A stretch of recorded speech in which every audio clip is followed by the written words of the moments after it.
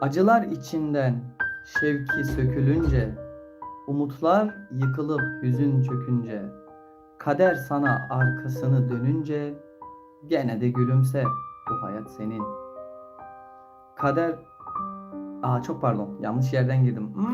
Batırdım. Baştan alıyorum. Çok özür.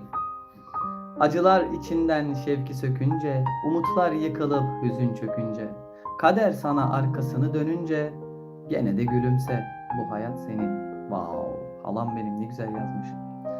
Her zaman olacak seni üzenler, arkandan konuşup kuyu kazanlar.